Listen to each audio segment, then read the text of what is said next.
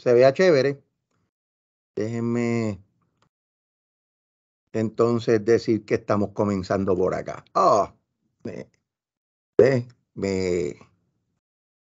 Como les había dicho, lo que quedaba de comunicación, pues vamos a acabarlo. Y entonces pues entramos ahora hoy con manejo de conflicto. Así que básicamente la grabación va a comenzar a partir de la presentación.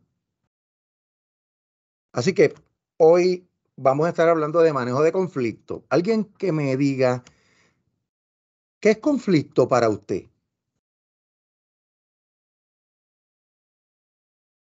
¿Qué es conflicto? Cuando dos personas tienen diferencia de opinión. Ok, eso es un tipo de conflicto. Se le llama también conflicto interpersonal. ¿Ok? ¿Y por qué qué más? ¿Qué más? ¿Quién me podría eh, dar otra definición? Porque el conflicto es interpersonal. Sí. ¿Cuándo qué? Pelón. ¿Cuándo qué, por favor?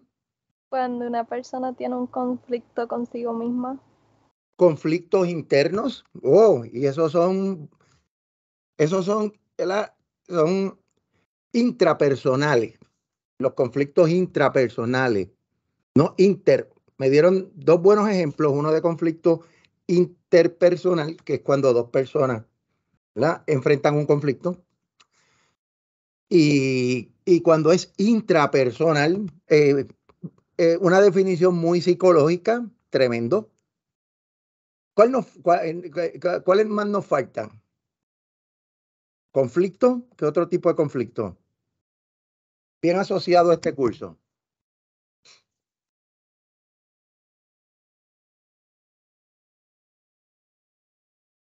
Cuando dos equipos de trabajo tienen conflicto o enfrentan conflicto.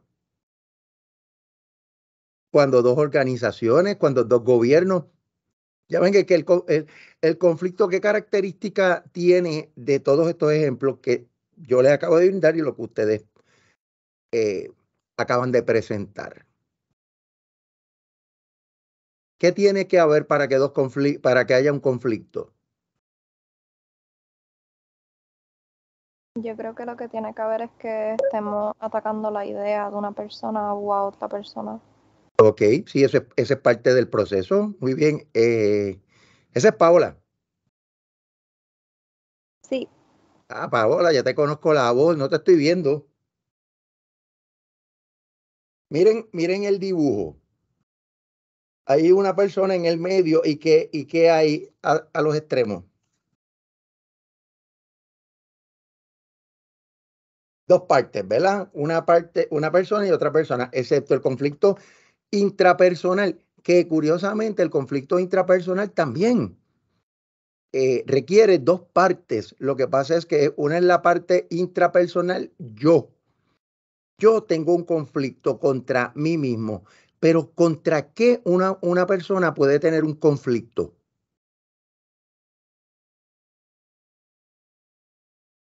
El ambiente laboral. El ambiente laboral, yo como persona aspiro, ¿verdad?, a un ambiente laboral determinado, pero no es lo mismo el ambiente que estoy viviendo. O sea, estoy luchando internamente, pero contra un estándar, contra un ideal, ¿verdad? Yo quiero ser más efectivo y estoy luchando conmigo porque no estoy siendo tan efectivo. O sea, siempre uno va a luchar contra un concepto, contra una fuente de conflicto. Probablemente, como dijeron ahorita, el desempeño laboral, el ambiente laboral, perdón, versus cuál es el estado que yo quiero versus cuál es el estado que estoy viviendo. ¿Cuál es el estado? Yo quiero ser un mejor empleado, pero no estoy siéndolo.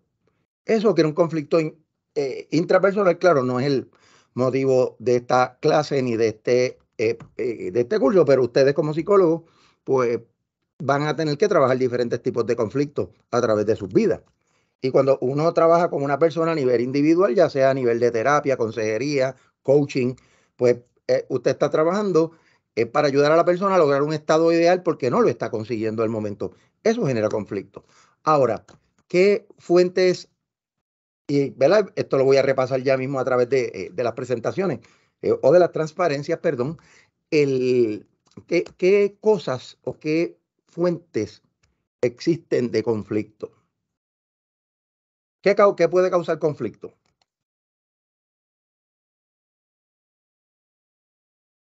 La Creo que frustración, Paola lo dijo ahorita por ahí. la diferencia de opinión, ¿no? Diferencia de opinión o de idea, sí. ¿Sí? ¿Sí? ¿Qué más? Que lo mencioné en comunicaciones, pero lo retraigo aquí. ¿Qué tal personalidad? Si usted es extrovertido y yo soy introvertido, podemos tener choque.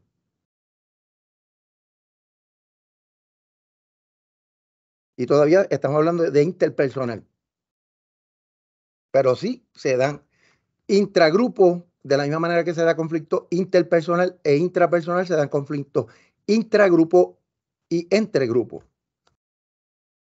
¿Cuáles son fuentes de conflicto entre grupos?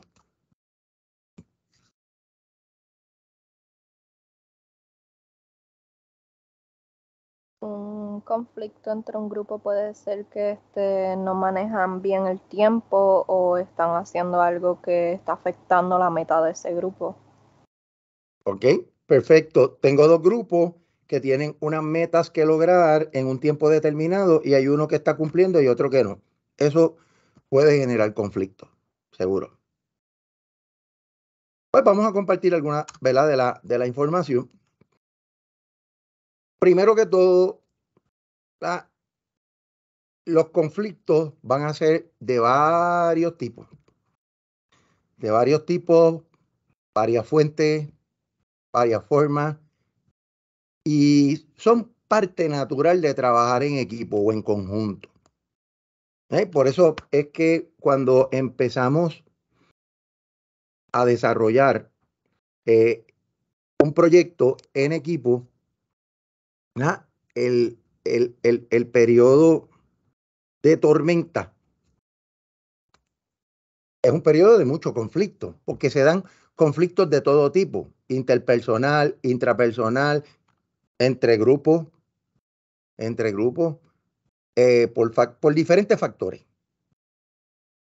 Ahora, la ciencia del manejo del conflicto desde la perspectiva psicológica y organizacional nos ha enseñado que cuando aprendemos a manejar los conflictos, se obtienen muchos beneficios, contrario a la visión tradicional de que el conflicto es malo, se debe evitar, se debe evadir, hay que tenerle miedo al conflicto, no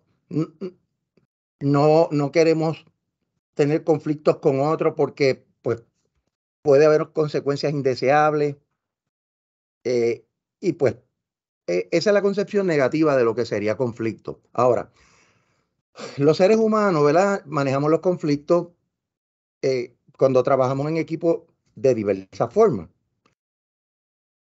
Dependiendo de qué, de la importancia o el deseo de mantener buenas relaciones. La universidad es un lugar interesantísimo donde la gente le huye al conflicto por tener buenas relaciones. Y entonces es curioso porque nosotros, ¿verdad? Que somos profesores en esencia. Muchos de ustedes me conocen o conocen la parte de mí como profesor. O conocen o han escuchado, bueno o malo, la parte de mí como rector. Pero es interesante, muchos de los conflictos, ¿verdad? Y lo digo cándidamente y de manera transparente. Muchas veces yo he tenido o me han catalogado de malo porque enfrento la situación de conflicto para tratar de resolver. Porque el issue en la universidad es que los conflictos impactan a sectores. Los impactan a ustedes como estudiantes, impactan a la facultad. Y entonces, huirle al conflicto lo que hace es que posterga la crisis. Posterga la crisis. Y al postergar la crisis, llega un momento en que la crisis se torna tan y tan fuerte que explota la situación. Por eso es que hay veces que uno trata de resolver el conflicto lo más pronto posible y, y claro, eso le crea a uno la fama de que pues uno es conflictivo o uno trata de de resolver los conflictos llevándose a la gente enredada por el medio. Y no es cierto. Y no es cierto. Lo que pasa es que en el conflicto, cuando usted tiene dos o más grupos luchando, uno tiene que ver cuál es el que más se afecta y cuál es el que más uno tiene que atender. Por la naturaleza de la organización. Claro, siempre uno trata de que la resolución del conflicto afecte menos a todas las partes. Pero la realidad es que siempre va a haber alguien que se va a quejar. Siempre se va a quejar. Y es interesante. Lo traigo como un ejemplo, ¿verdad? Por lo que hago ahora, pero cuando yo trabajaba en la industria y en mis años como consultor en organizaciones, es siempre el mismo principio. ¿Por qué? Porque el conflicto afecta a muchas partes. En el caso de los equipos de trabajo, puede afectar dentro de un equipo a varios miembros, así como también puede afectar a diferentes miembros del equipo. Lo que sí uno tiene que tratar de buscar son las mejores soluciones, o como aquí dice, las soluciones de mayor calidad dentro de las circunstancias. Eso no implica que todo el mundo va a terminar feliz al resolver un conflicto, y lo veremos luego con las estrategias de manejo de conflicto. Okay. Una de las estrategias para manejar el conflicto es la negociación, que es yo negociar. Lo que pasa es que veremos ahorita la técnica específicamente. La negociación tiene que tener, tiene que buscar una ganancia mutua. Porque si usted negocia para que usted gane y el otro pierda, pues imagínese, eso usted lo puede hacer cuando usted está en un pleito legal donde usted está defendiendo sus derechos contra los derechos del otro que usted entiende que esa otra persona afectó sus propios derechos. Y eso estamos hablando de divorcios y este tipo de cosas. Pero en las organizaciones, pues los conflictos se dan básicamente por todo lo que ustedes dijeron, pero también porque hay veces que unos quieren unos recursos más que otros. Y entonces uno tiene que mirar los recursos que hay disponibles, cómo los compartimos lo mejor posible y cómo esos recursos tienen que usarse no en pro de individuos o grupos, sino en el caso nuestro acá, en pro de la institución, cómo esos recursos benefician a estudiantes, a profesores, a empleados no docentes, en la medida que sea posible. Así que la universidad es un sitio interesante para trabajar con esto de los conflictos. Así que, y hay veces que hay que utilizar diferentes estilos de liderazgo y diferentes estilos de manejo de conflictos, donde algunos quedan contentos y otros no muy contentos, pero la idea es que al final del día el conflicto se vea también como que, mira, puede ser beneficioso si lo manejamos saludablemente. Así que la negociación es una técnica, hay veces que la negociación no funciona y uno tiene que buscar personas externas como mediadores. Yo he hecho ese trabajo por muchos años como mediador de conflicto o como árbitro, que árbitro es un poquito más técnico, le explico más adelante. Ahora, la realidad es que el conflicto es normal. La gente le huye muchísimo, pero es normal. Y es parte de la rutina de trabajo. Y todos los días uno tiene conflicto con sus compañeros, con los equipos de trabajo. Ahora, como les dije en un principio, muchas personas lo interpretan como algo que uno tiene que evitar. Y va a depender mucho de la personalidad. Hay personas que son evitativas de conflicto, no les gusta porque les hace sentir mal o piensan que hacen sentir mal a otros o simplemente no quieren meterse en problemas. Y pues realmente es que al final del día, evitar los conflictos lo que hace es que los acrecenta, los complica y se piensa que se van solos. Y los conflictos no se van solos, al contrario, se complican si no se atienden de la mejor manera.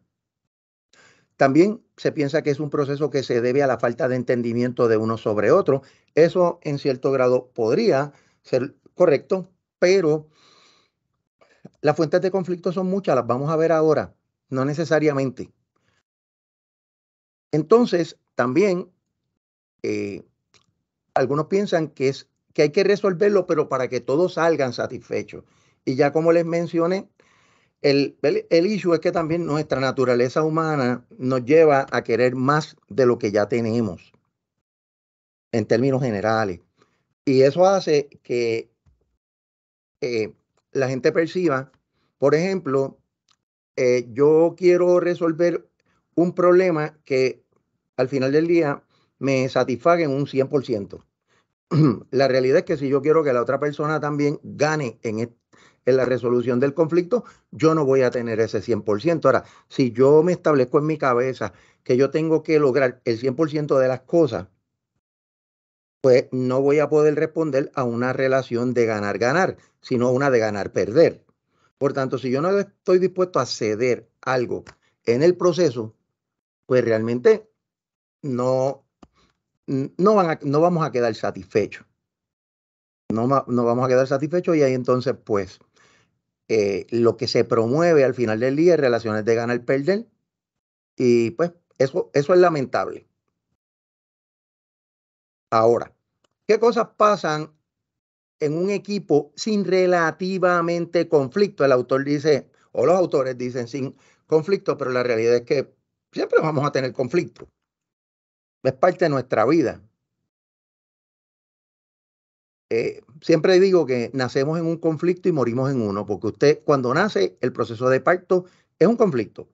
Un conflicto de usted salir de un ambiente para entrar en otro. Sale del ambiente intrauterino para salir. Y yo que me acabo de estrenar desde el 30 de septiembre como abuelo, pues uno pudo ver el proceso donde mi nieto pues estaba en el conflicto de quedarse en la barriguita de mami, bien feliz, tranquilito y bien custodiado a salir a un mundo distinto, amplio, donde ¿verdad? Un bebé tiene que empezar bien temprano a percibir ese medio ambiente que ya no está tan protegido y que está mediado por muchas variables, ¿verdad?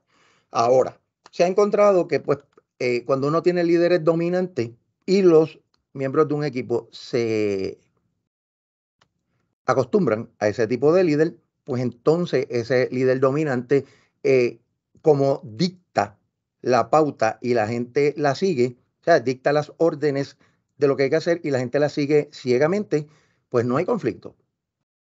Por lo menos intragrupo. La conformidad, que es un fenómeno que se ha estudiado mucho partiendo de los trabajos de conformidad y obediencia de Stanley Milgram en el campo de la psicología social. Los seres humanos también tenemos unos niveles de conformidad. No somos enteramente conformistas, pero tampoco totalmente inconformes. Y la conformidad muchas veces se da en las relaciones de poder o influencia. Por ejemplo, el líder dominante, las personas para no confrontarlo, pues pueden caer en conformidad. Pero eso es saludable.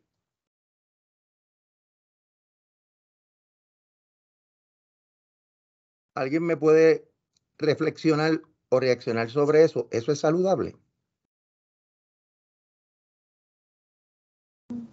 Yo entiendo que no, ¿Por qué?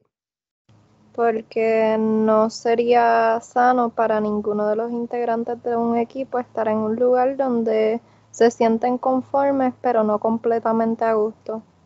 Muy bien. Yo creo que esa es la mejor manera de definirlo, Paola. Acuerdos no saludables. Paola, ¿verdad? Que no le esté dando crédito a otro compañero, es que ya conozco Sí. como tu vocecita.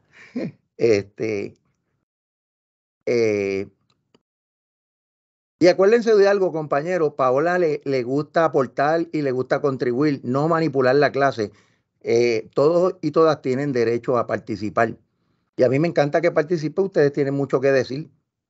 Yo siempre los defino como que es que hay unos más extrovertidos y otros más introvertidos, pero todos tienen muchísimo que aportar.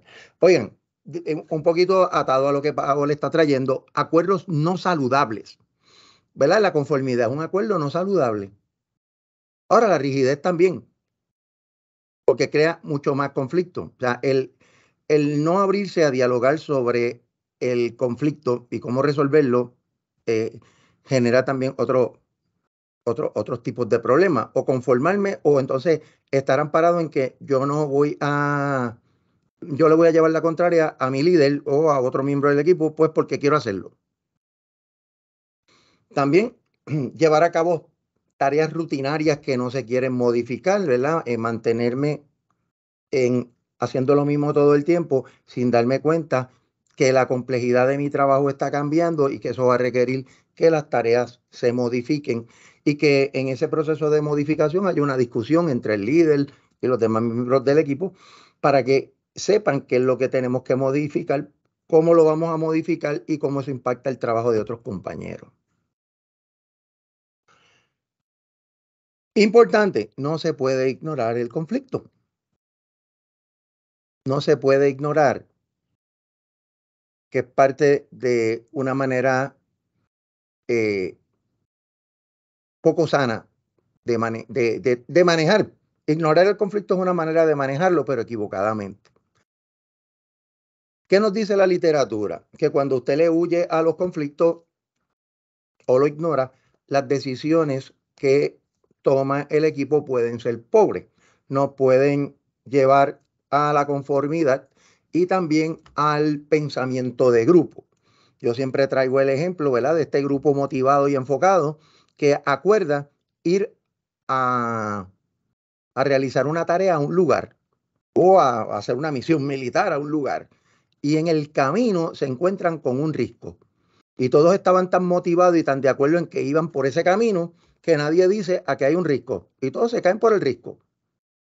Eso lo que significa muchas veces es que hay ocasiones donde nos ponemos de acuerdo. Yo lo veo aquí montones de veces.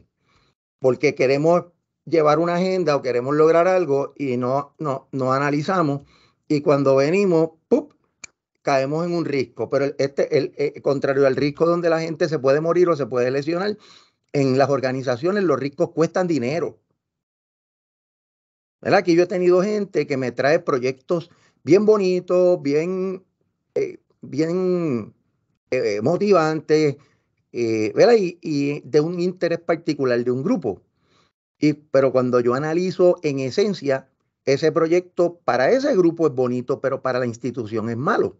¿Por qué? Porque cuesta mucho más dinero del que originalmente el proyecto traía. Y la gente no lo ve porque quiere lograr el proyecto, pero entonces los que estamos de afuera que miramos, pero mira, es que la institución le va a costar mucho más dinero que no tiene, sobre todo en estos tiempos, va a requerir compromisos económicos a largo plazo que no podemos sostener. Y entonces cuando uno mira, pues claro que va a surgir un conflicto porque las otras personas van hacia el risco, me quieren llevar a mí y al miembro, ¿verdad?, los demás miembros de la administración hacia un risco y nos vamos todos por un risco. Lo mismo que hay veces que hemos tenido que reflexionar aquí sobre unas decisiones, ¿verdad?, que uno toma como administración y tiene que reflexionar porque espérate, si nos vamos por un risco, nos vamos todos. Y son esas cosas que suceden que tienen que hablarse en esencia. Y hay veces que yo he caído hasta en el pecado capital de decir, esto está bien, bueno, vamos a hacerlo. Y cuando uno mira bien los detalles, uno dice, ups, tengo que dar para atrás. Parte de lo que hacen los líderes en los equipos es eso mismo. Si hay un pensamiento grupal que en principio es bueno y cuando estamos aplicándolo y nos damos cuenta de que vamos mal, hay que echar para atrás. Y es propio de un líder cuando ve que una decisión hay que echarle para atrás, pues porque afecta más de lo que abona o ayuda, hay que hacerlo. Y eso no implica que uno tiene falta de liderazgo, simplemente que se cometió un error porque se tomó una decisión muy optimista algunas veces, una decisión que no se tenía toda la información. Y cuando miramos en el camino, pues hay que dar para atrás. Y uno aceptar los errores, porque peor es tú seguir hacia adelante. Y cuando miras a ver, la cosa se sigue poniendo peor. Y cualquier cosa con el contrato de Luma es pura coincidencia, ¿verdad? Eso es una de las cosas que critican mucho, de que pues, se le está dando mucho apoyo a Luma, pero que verdaderamente no está logrando resultados. Pero claro, eso es un conflicto que afecta a una población, pero también tiene unas variantes, porque también tiene una lucha interna, ¿verdad? Es un conflicto entre los que producen la electricidad, que es energía eléctrica, y Luma, que es la que presta el servicio de electricidad. O sea que hay un claro conflicto entre estas dos partes Que claro, la parte que menos se ve es la parte que produce la electricidad, pero también cuando uno analiza un conflicto tiene que ver lo críticamente también. Porque, por ejemplo, las averías que hay en las estaciones, en las plantas generatrices no son Luma, es energía eléctrica, ¿verdad? Y entonces cuando uno mira eso, o por ejemplo los apagones que se han dado, incluso algunos selectivos, tiene que ver con la generación de energía. Entonces tú dices, pero ven acá, Luma no está haciendo un buen trabajo alumbrando o energizando rápidamente, pero entonces tienes por otro lado que no se está produciendo suficiente energía. Y ahí es donde uno entonces tiene que mirar críticamente y decir, espérate, Luma tiene una responsabilidad en que no ha podido ser eficiente en unas cosas, pero la planta no se está generando energía y cuando hay apagones y explosiones, eso no es Luma, eso es energía eléctrica como tal, que son dos compañías. Eso es lo que pasa muchas veces cuando tú tienes dos manos distintas haciendo las cosas. Hay veces que hay que hermanar y ellos no se quieren hermanar porque tienen unos issues laborales ahí. Eso es un conflicto entre organizaciones bien fuerte, ¿verdad? Y se lo traigo como una crítica analizada. Yo, pues, mis experiencias con Luma son mixtas.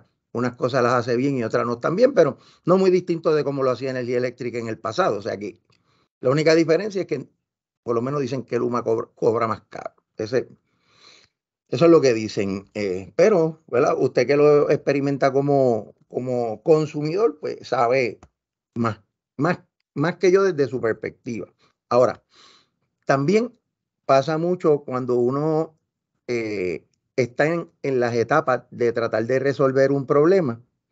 Hay veces que, bueno, claro, el conflicto usted lo puede experimentar en todas las fases de la implantación de un problema, pero hay veces que cuando estamos ya al final, empieza, aun cuando el proyecto va muy bien, empiezan pues, las personas a tener diferencias de cómo debe quedar finalmente el producto. Es como las casas. Aquellos de ustedes que en sus casas han construido, usted sabe que la casa se acuerda que va a ser de 3 cuartos, 2 baños. Y una vez todo eso está en acuerdo, ¡pup!, empieza la construcción de la casa. ¿Dónde empiezan los conflictos finales? Cuando hay que trabajar con los detalles de la casa. Cuando hay que trabajar con los detalles finales, que no están quedando bien, que son de una manera, que son de otro. Y como dicen los norteamericanos, que the devil is on the detail, el demonio está en los detalles. Y pasa muchas veces al implantar una solución, sobre todo en sus etapas finales. Ya estamos acabando y surgen diferencias de cómo finalmente va a quedar el producto, cómo va a quedar el servicio. Y pasa en todos lados. Ahora, fuentes del conflicto, algunas de ellas no las hemos discutido aún. Ambigüedad de roles, cuando los roles no están claramente definidos y eso es parte de desarrollar las normas. Diferencias en personalidad, lo hemos mencionado con ejemplos tan sencillos como los introvertidos versus los extrovertidos, las personas más conservadoras en la toma de decisiones y las personas más abiertas a cambios y a cosas diferentes. Diferencias de opinión legítimas, ¿verdad? Porque, como dicen por ahí, no me gusta la frase, pero se entiende muy bien, hay muchas maneras de pelar un gato. Lo único que las técnicas de pelar al gato no pueden dejar al gato en canto, tienes que pelar el gato. Suena feo, ¿verdad? Porque sobre todo cuando nos gustan los animalitos, pero lo que estamos diciendo aquí es que hay muchas maneras correctas de hacer algo, pero sin violentar los principios principales. Agendas escondidas. Agendas escondidas entre personas. Yo puedo tener mi agenda personal que no es compatible con la del grupo, ¿verdad? Que se suma a las agendas de todo el mundo. Agendas de un equipo versus otro equipo, incluso agendas organizacionales. Lo importante de las agendas escondidas es que cuando se definen y se encuentran, hay que discutirlas. Normas y reglas pobres, normas que se desarrollan y reglas que no están claras, que son ambiguas. Por eso es que tenemos que desarrollar normas. Tenemos ese ejercicio pendiente y lo vamos a trabajar. Lo trabajamos un poco la semana que viene porque les quiero dar un poquito de literatura con eso. Sistemas de recompensas competitivos. ¿Se acuerdan que hemos dialogado sobre que la literatura lo que nos dice es que debemos combinar recompensas individuales con colectivas, ¿verdad? Recompensas por el equipo hacer bien el trabajo versus lo que hace cada cual bien en su trabajo. Por eso requiere, ¿verdad?, de un líder que sea justo y que valore el trabajo de su gente. Eso es bien importante. Reuniones mal manejadas, reuniones donde no hay organización, no hay reglas claras, donde se fomenta la discusión algunas veces fuera de lugar. Y eso es complicado. Sobre todo, este ambiente universitario tiene una peculiaridad. Las reuniones hay que tratar de manejarlas, por eso utilizamos muchos procedimientos parlamentarios, porque en las reuniones contamos con gente sumamente inteligente. Desde ustedes como estudiantes, empleados no docentes muy inteligentes y profesores docentes muy inteligentes, que son muy opinionados, ¿verdad? Tienen, como decimos acá, algunas veces diferencias de opinión que son legítimas.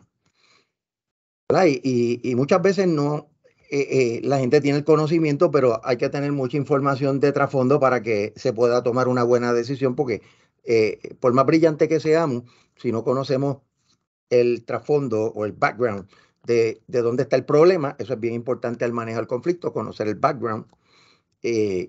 Pues, muchas veces podemos dar una decisión sumamente inteligente, pero inapropiada porque no va a poder ser implantada de acuerdo al trasfondo donde tenemos el conflicto. Ahora, el equipo, ¿qué tiene que hacer como primera instancia? Identificar la fuente del conflicto. Eso es lo primero, mirar atrás, ¿verdad? Mirar acá atrás y decir, ok, ¿cuál es la fuente del conflicto? ¿Es cualquiera de estas o es otra? O sea, ¿qué está causando el conflicto?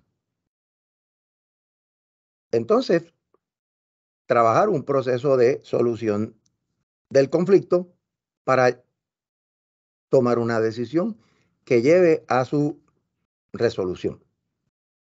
Ahora, el conocer cuándo empieza un conflicto es un síntoma de un problema que se está dando, por lo general. Sobre todo si es un conflicto que ha surgido en el pasado. Y al surgir en el pasado, pues ya tiene una historia, un trasfondo que hay que conocerlo. Ahora, que es bien importante y es el último punto de esta transparencia, es que hay que ir a la raíz causa, o sea, no trabajar con los meros síntomas. Por ejemplo, la gente está molesta ante una situación. Eso es un síntoma. ¿Por qué está molesta y cuál es la raíz causa de esa molestia? Raíz causa es un concepto que se desarrolló mucho en la solución de problemas de calidad en las industrias, donde la raíz causa es cuál es la verdadera razón de por qué estamos teniendo un conflicto. Y hay veces que son razones que tienen que ver con el comportamiento de la gente y las actitudes, pero hay veces que es falta de adiestramiento, falta de recursos, lo cual también genera un conflicto. Porque si dos personas, os digo, dos grupos necesitan 20 computadoras, pues entonces van a tener un conflicto porque quieren las 20 computadoras.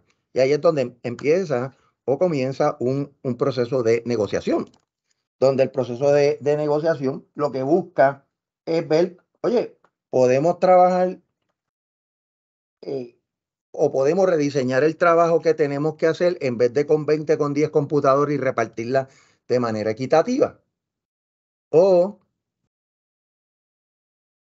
entonces tenemos que buscar cómo cambiamos los calendarios de trabajo, los itinerarios de trabajo, de manera tal que esos calendarios de trabajo, un equipo a unas horas puede usar las 20 computadoras o a otras horas el otro equipo use las otras 20. Así que hay que buscar la raíz causa, porque hay veces que por huirle al conflicto no buscamos la raíz causa y al no buscar la raíz causa tenemos dificultades. Ahora, en términos de los conflictos organizacionales, ¿a qué se pueden deber? Competencia sobre recursos escasos, se lo acabo de mencionar ahora mismo. Ambigüedad sobre las responsabilidades de jurisdicción. O sea, yo empleado dentro del equipo pienso que tengo unas responsabilidades sobre algo y otro empleado me dice, no, yo tengo esas mismas responsabilidades.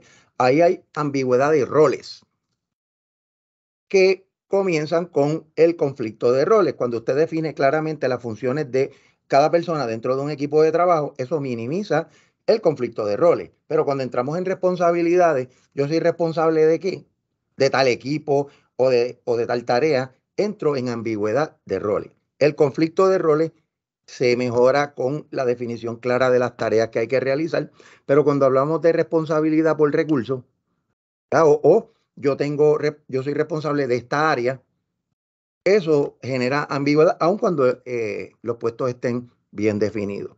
Diferencias de poder en los miembros del equipo. Por eso es que cuando se diseñan equipos de trabajo, el poder se debe repartir de la manera más homogénea posible, excepto en casos que una persona tenga mayores responsabilidades. En el caso de que dentro de un equipo de trabajo haya un líder, puede ser la persona que más poder y más influencia va a tener en los miembros del equipo. Ahora, cuando son equipos donde el liderazgo se reparte,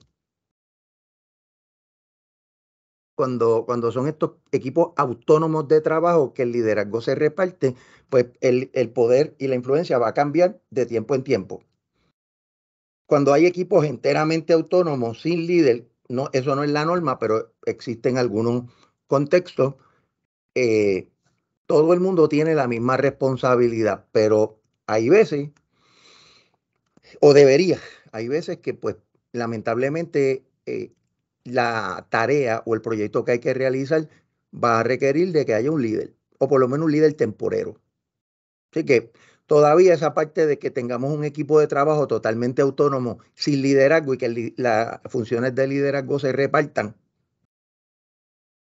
como discutimos mucho en el curso de Psicología Industrial Organizacional, en algunos lugares se puede más que en otros, pero es complicado. Es complicado porque dentro de un equipo siempre va a haber gente que va a requerir o roles que van a requerir un poco más de poder e influencia que otros. Así que lo mejor en comienzo es que haya un líder hasta que el equipo vaya madurando y madurando y madurando a nivel de que las tareas o las funciones de un líder se puedan repartir entre el equipo y probar si ese equipo funciona bien de manera autónoma. ¿Okay?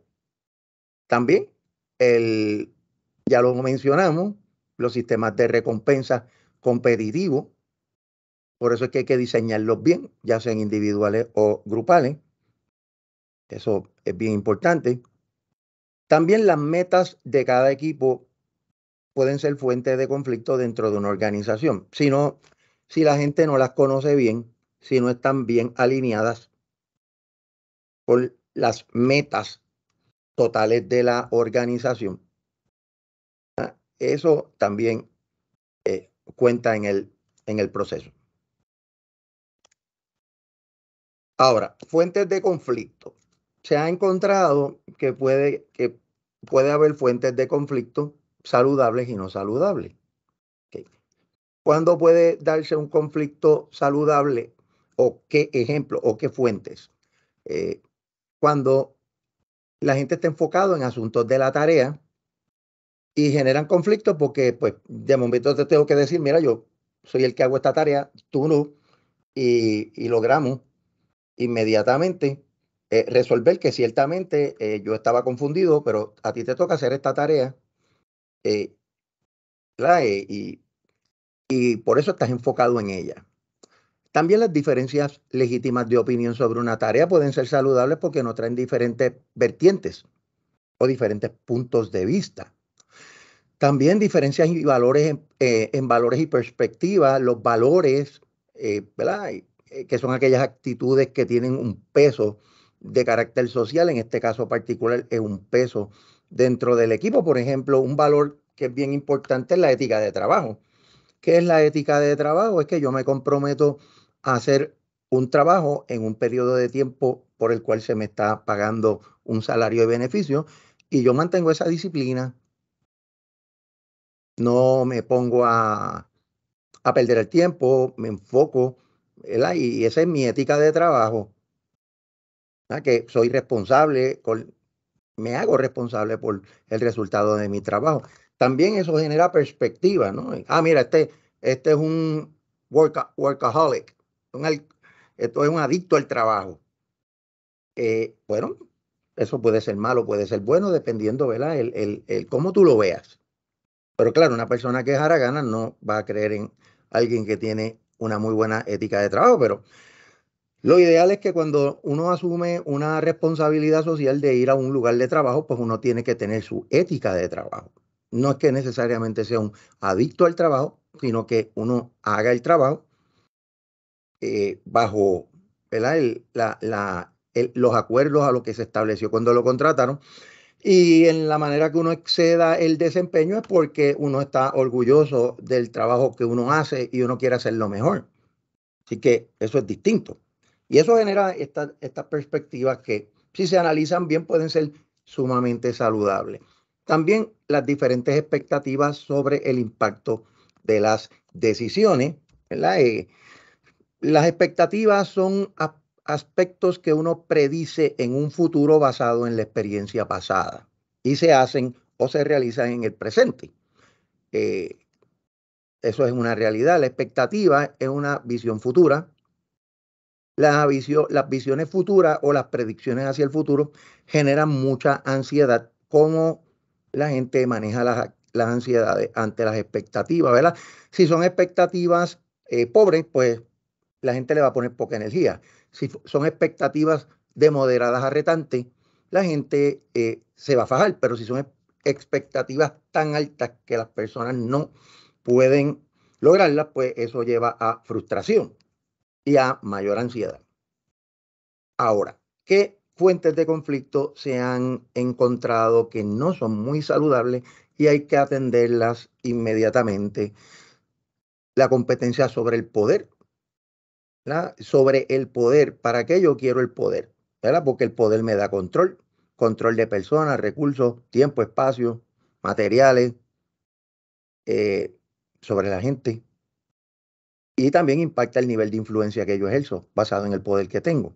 Así que es bien importante ver cuándo la gente está utilizando el poder correctamente y cuándo no. Por eso es que hacen falta los psicólogos industriales organizacionales cuando una organización fomenta el trabajo en equipo para que puedan hacer las observaciones correctas y ayudar a estos equipos a ser mucho más efectivos y que los líderes puedan manejar sus relaciones con sus equipos también. Las recompensas, como hemos mencionado, porque no es solamente que den recompensas individuales o grupales, sino que se recompense el desempeño que se realice cuando la persona excede el desempeño suyo y también los recursos, que las personas tengan los recursos necesarios para poder hacer el trabajo, no tengan de más. ¿Por qué? Porque nuestra mentalidad evolutivamente, ¿verdad? Y aquí le hablo desde la perspectiva neurocientífica, es que somos gatherers, nos gusta guardar, aunque no necesitemos.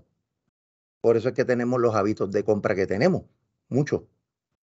¿Verdad? Y por eso es que hay gente que le llaman hoarders o que acumulan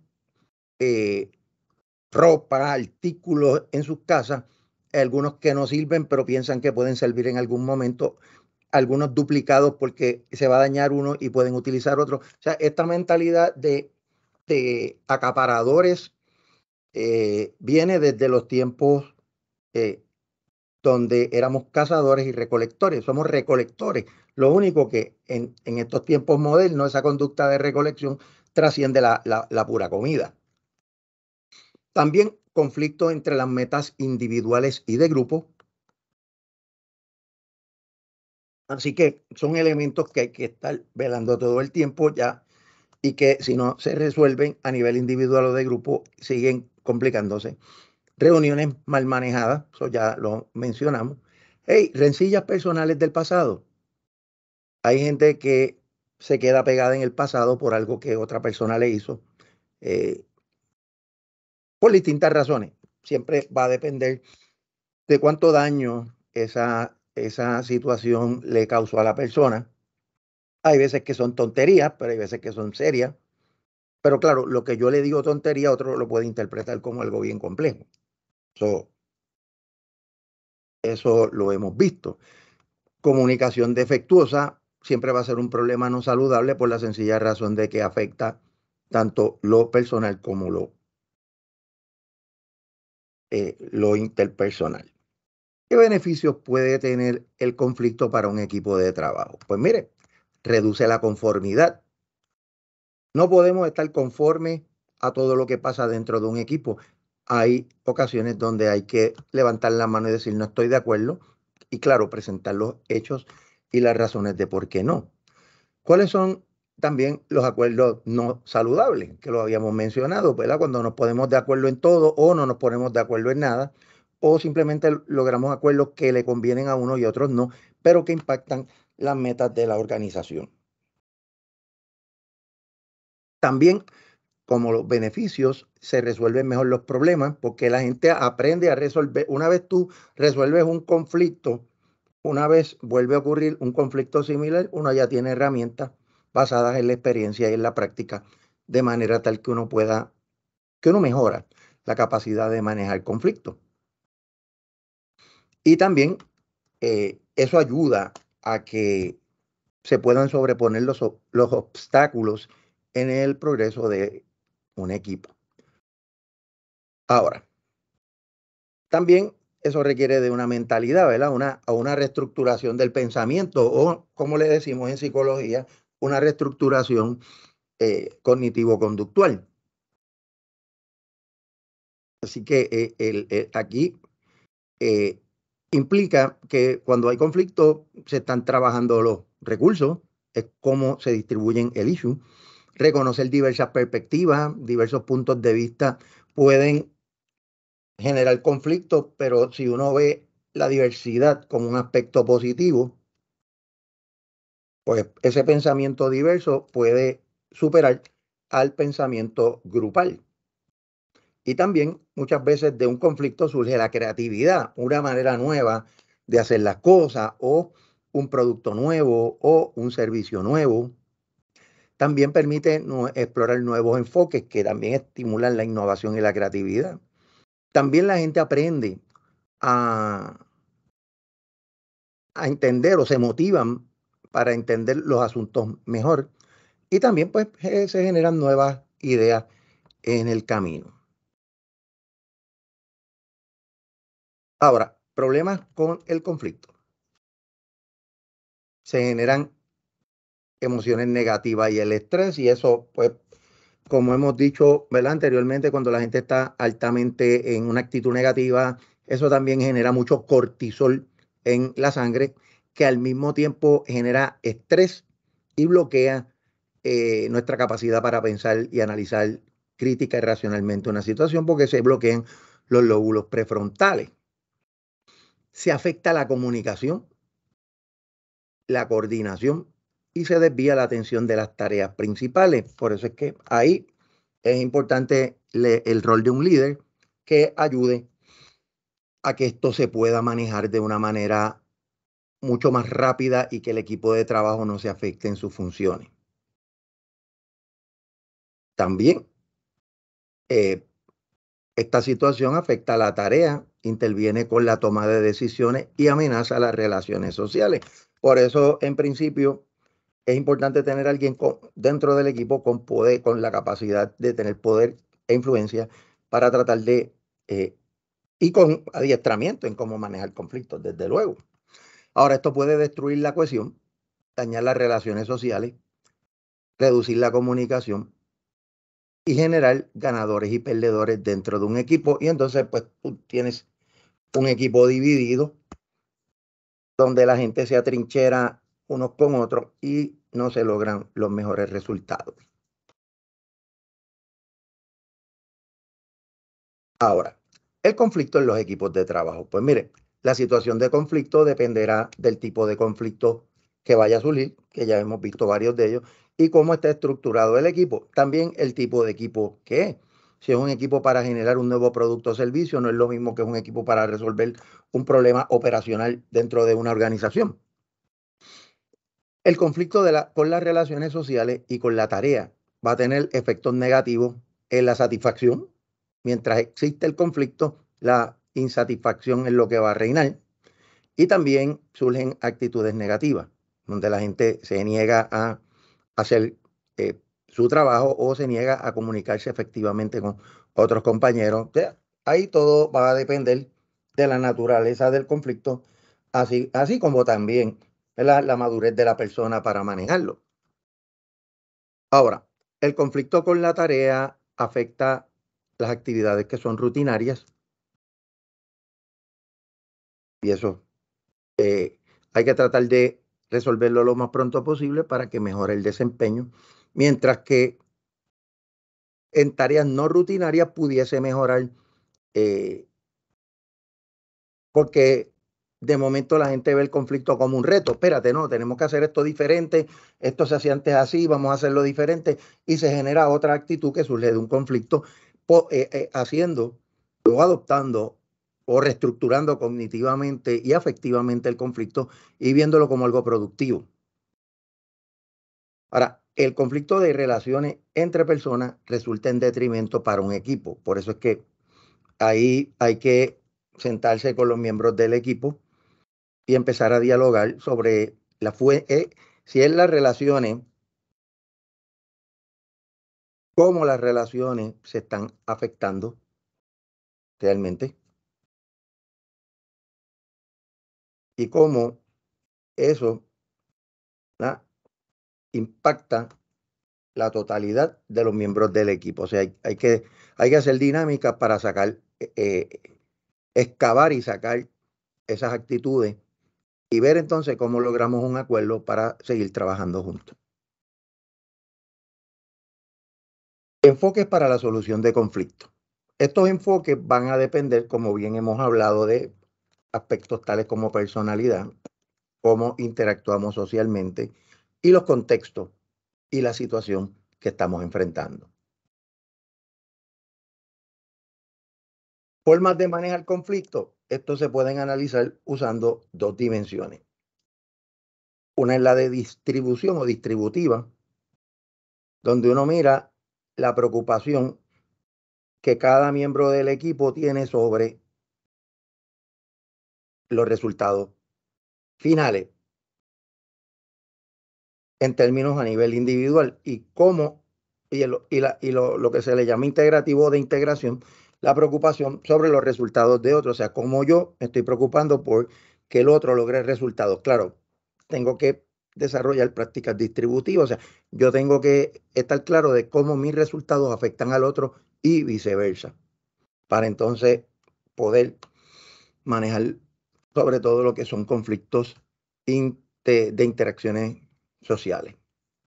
Tipos de enfoque basado en, ¿verdad? Tipos de enfoque para solucionar conflictos. Evitación. Ya hemos hablado de que no es que esté diciendo que la evitación es buena, pero es una práctica. La evitación, simple y llanamente, evitar la confrontación y negar que hay un problema. Estas personas piensan que el conflicto se va solo. Y como ya les he dicho, el conflicto no se va solo, el conflicto se acrecenta. Claro, un conflicto se podría ir solo si el que lo está creando es una persona y esa persona renuncia y se va. Pero las memorias de la situación de conflicto se pueden quedar ahí. Y eso puede convertirse en fuente de conflicto más adelante. Otro estilo, acomodación.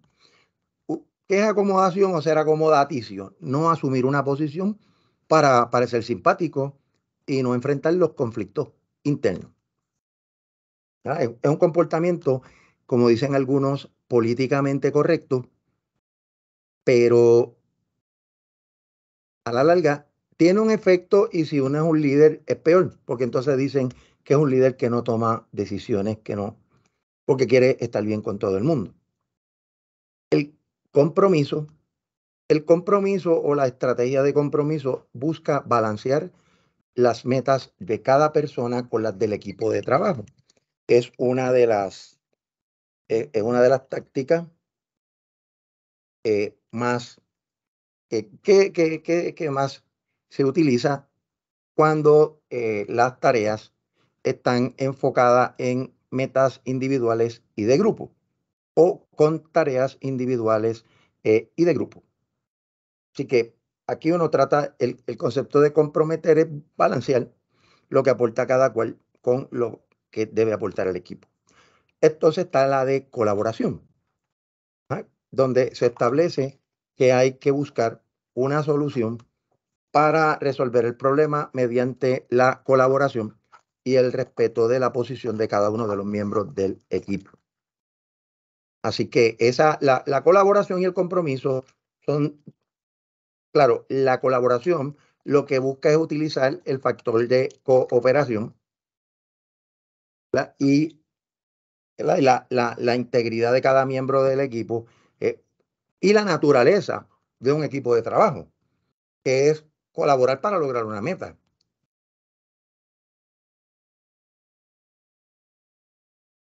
Pero al final del día, lo que se persigue es que haya una cooperación o colaboración y que se respete la posición de las partes del conflicto y se trate de buscar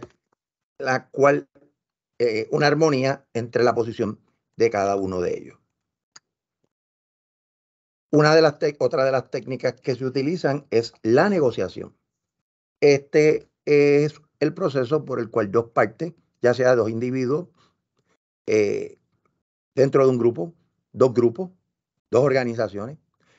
Ahora, la negociación comienza, ¿verdad? Se da por dos partes, podría haber tres y cuatro, pero por lo general son dos partes.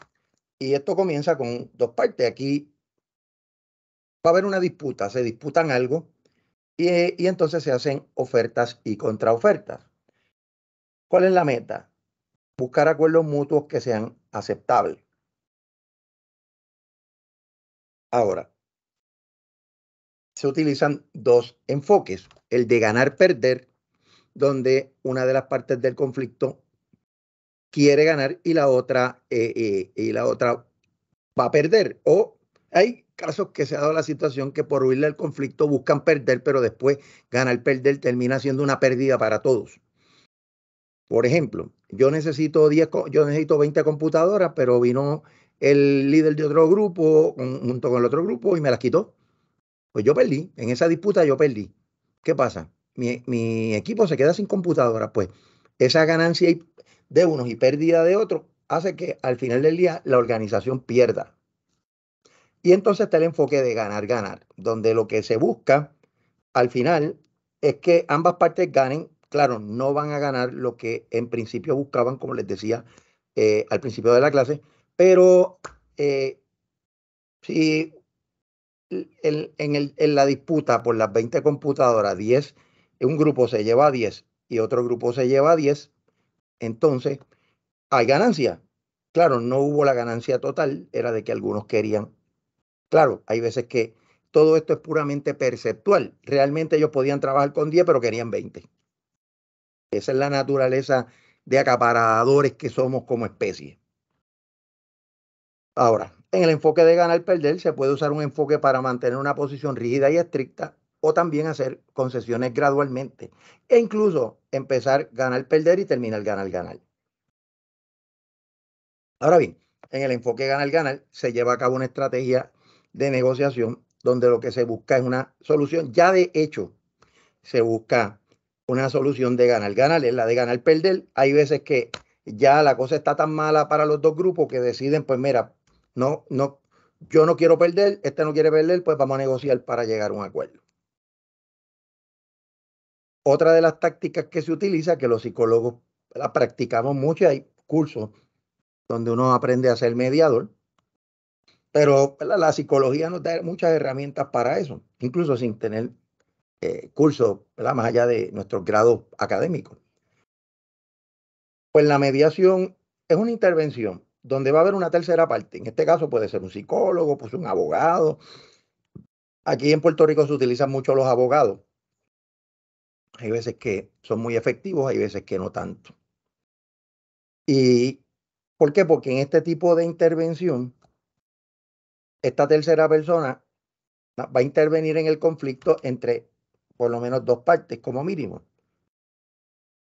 La persona que va a mediar, en este caso un psicólogo, va a escuchar a cada una de las partes. Hay veces que se va a reunir con ambas partes. La técnica funciona más o menos así.